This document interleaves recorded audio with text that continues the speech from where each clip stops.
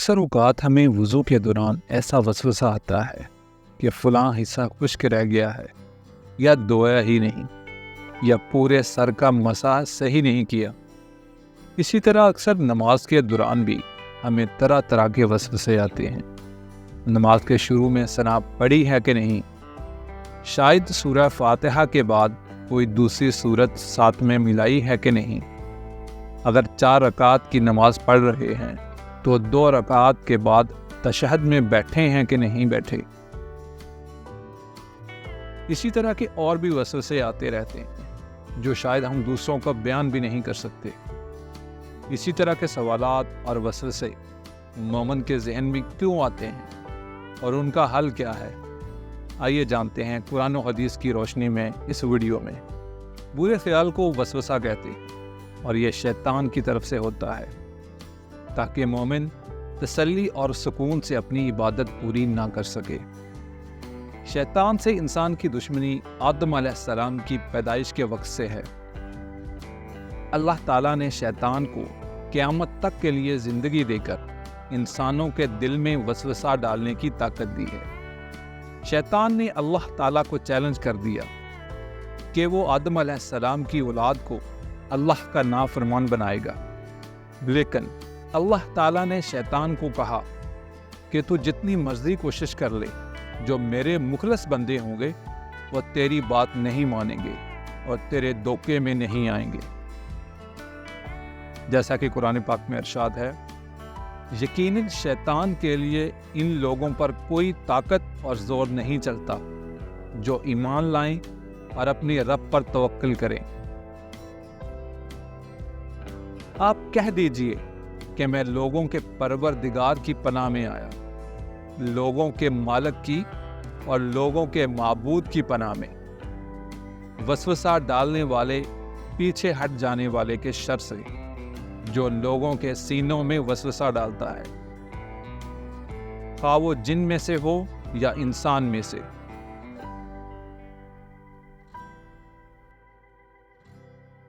وہم اور وسوسے پر انسان کا کوئی اختیار بھی نہیں ہوتا، لیکن ان خیالات کو دل سے برا سمجھنا ایمان کی نشانی ہے، جیسا کہ حدیث نبوی صلی اللہ تعالی علیہ وآلہ وسلم ہے۔ حضرت ابو ہریرہ رضی اللہ تعالیٰ عنہ روایت فرماتے ہیں کہ کچھ صحابہ کرام آقا صلی اللہ تعالی علیہ وآلہ وسلم کے پاس آئے اور کہنے لگے کہ ہمارے دلوں میں کچھ خیالات ایسے آتے ہیں کہ ہم ان کو بول کر بتا بھی نہیں سکتے۔ آپ صلی اللہ تعالی علیہ وآلہ وسلم نے فرمایا، کیا سچ میں تم ایسا محسوس کرتے ہو، یعنی گناہ سمجھتے ہو؟ صحابہ کرام نے عرض کیا، جی بالکل۔ آپ صلی اللہ تعالی علیہ وآلہ وسلم نے فرمایا، یہ تو واضح ایمان کی نشانی ہے۔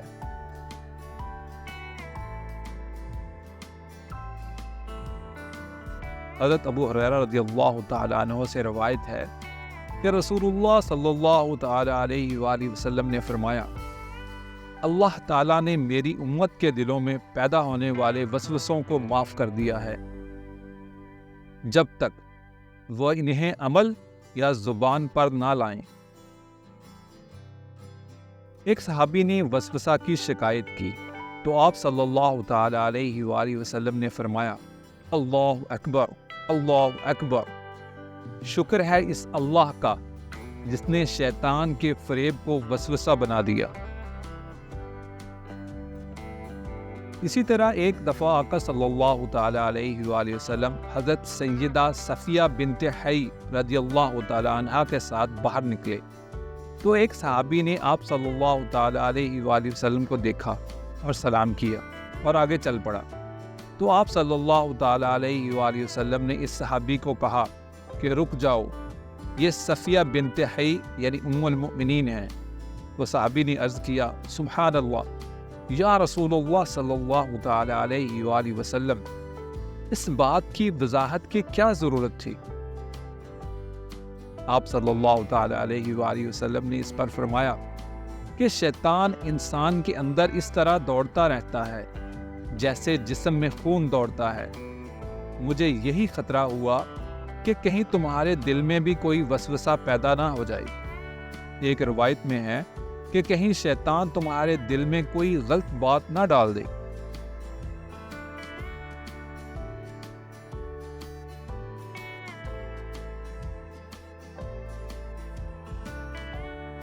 وضو کے بارے میں وسوسے ڈالنے والے شیطان کا نام ولحان ہے۔ اگر وضو کے دوران کسی حصہ کے دھونے میں شک ہو اور یہ زندگی کا پہلا واقعہ ہے تو اس کو دھو لیں، اور اگر زیادہ تر شک پڑا رہتا ہے تو اس کی طرف توجہ نہ دیں۔ اگر اسی طرح وضو کے بعد یہی شک پڑے تو اس کا کچھ خیال نہ کریں۔ آپ باوضو تھے، اب شک آنے لگا کہ پتہ نہیں وضو ہے یا نہیں۔ ایسی صورت میں آپ کا وضو ہے، کیونکہ صرف شک سے وضو نہیں ٹوٹتا۔ وسوسہ آنے کی صورت میں احتیاط کے طور پر وضو کرنا احتیاط نہیں، اتباع شیطان یعنی شیطان کی بات ماننا ہے۔ یقیناً آپ اس وقت تک باوضو ہیں جب تک وضو ٹوٹنے کا ایسا یقین نہ ہو جائے کہ قسم کھا سکیں۔ سنن ابن ماجہ میں ہے، ابی بن کعب رضی اللہ تعالی عنہ روایت فرماتے ہیں کہ آقا صلی اللہ تعالی علیہ وآلہ وسلم نے ارشاد فرمایا، وضو کے لیے ایک شیطان ہوتا ہے جس کا نام ولحان ہے، اس لیے پانی کے وسوسہ سے بچو۔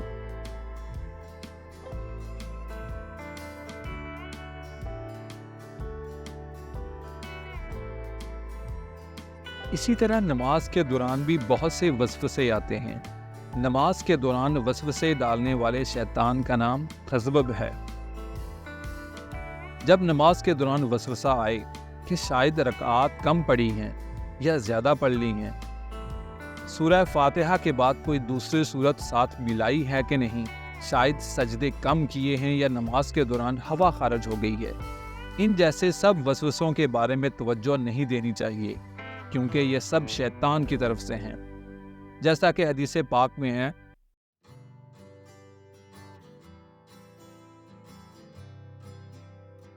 کہ نبی کریم صلی اللہ تعالی علیہ وآلہ وسلم کے سامنے ایک ایسے شخص کا ذکر آیا جسے نماز میں کچھ شک ہوا نکلنے کا ہو جاتا ہے، کیا اسے نماز توڑ دینی چاہیے؟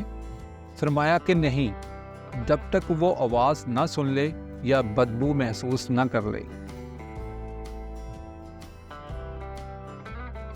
اسلامی، تاریخی اور اصلاحی ویڈیوز کے لیے چینل کو سبسکرائب کریں، لائک کریں اور شیئر کریں، اور اہل علم سے گزارش ہے کہ اگر کوئی غلطی نوٹ فرمائیں تو لازم کمنٹ میں بتائیں تاکہ اصلاح ہو۔